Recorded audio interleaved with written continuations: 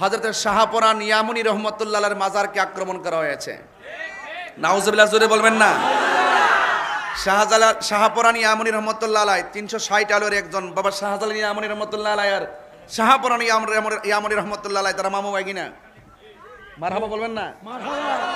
এই শাহপরান ইয়ামুনী রহমতুল্লাহ আলাইহির মাজার দেখলাম গ্রাও করেছে। কারা গ্রাও করেছে? আমি বলবো এই দেশে আমাদের বিপরীতে যে দায়িত্বশীল দলগুলো আছে ওই দলগুলোর প্রধানকে কিন্তু এই ব্যাপারে জবাবদিহি করতে হবে। আপনার কি তাদেরকে পারমিশন দিয়েছেন নাকি তারা আপনাদের পারমিশন ছাড়া সেখানে গিয়েছে? যদি পারমিশন ছাড়া গিয়ে থাকে তাহলে আমরা তাদেরকে প্রতিরোধ করব। আর যদি আপনাদের হুকুমে যায়া থাকে আপনার সন্তান আপনি ঘরে নিয়ে নেন। অনর্থক আল্লাহর ওলির বিরুদ্ধে লাগিয়ে দিয়ে সাম্প্রদায়িক দাঙ্গা লাগাবেন না, এটা পরিষ্কার কথা। এখন আমি শুনেছি সেখানে তারা ঘেরাও করে রেখেছিল বিকালবেলা অনেকক্ষণ। এখন আমি এটাও শুনেছি ওই দরবারের খাদেমরা নাকি বলছে ওই জায়গার ভিতরে কোনো গান বাদ্য হবে না, বিভিন্ন মেলা টেলা অশৃঙ্খল বিশৃঙ্খল হবে না।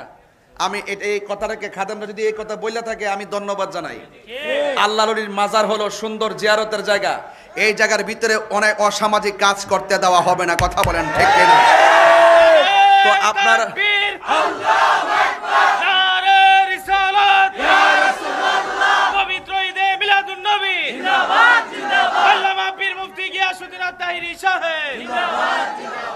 আমরা দীর্ঘদিন ধরে এই লাইনে কাজ করতেছি।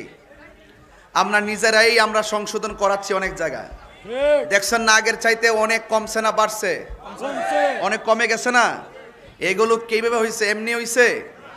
আপনারা ওই মাজারে বিচ্ছিন্ন ঘটনা ব্যক্তির দায় প্রতিষ্ঠানকে দিবেন না। ব্যক্তির দায় কাকে দিবেন না? প্রতিষ্ঠানকে দিবেন না। ওলি আল্লাহর দরবারে আশেপাশে যদি কেউ যদি কোনো অসামাজিক কাজ করে আপনি প্রতিহত করুন, আমিও করব, কিন্তু আপনি যাওয়ার আগে আমার সাথে পরামর্শ করেন যে এটা আমি ফেলও কইলে সমাধান হয়ে যাবে। আপনার অনর্থক মারামারি সৃষ্টি করবেন না। আমি কি বোঝাতে পারতেছি? এখানে আল্লাহ না করুক ওখানে শাহপরান ইয়ামুনী মাজারে যদি একটা মারামারি হইতো, 100 লোক যদি মারা যেত, এটা দায়ভার কে নিত? অনর্থক আল্লাহর ওলিদের মাজার জিয়ারতের জায়গা, আল্লাহর ওলিদেরকে সম্মান করতে হবে। এই দেশে যদি শাহজালাল শাহপরান 360 আউলিয়া না হইতো তাহলে আপনার বাপ দাদারা দুটি কাপড় পরতো। কথা বলেন ঠিক কিনা বলেন? সব জায়গায় আঙ্গুল দিবেন না। এই জায়গায় যদি আঙ্গুল দেন তাহলে মানে আদালি ওলিয়ান ফাকাদ আযানতু বিল হারবে, আল্লাহর পক্ষ থেকে যুদ্ধ শুরু হয়ে যাবে।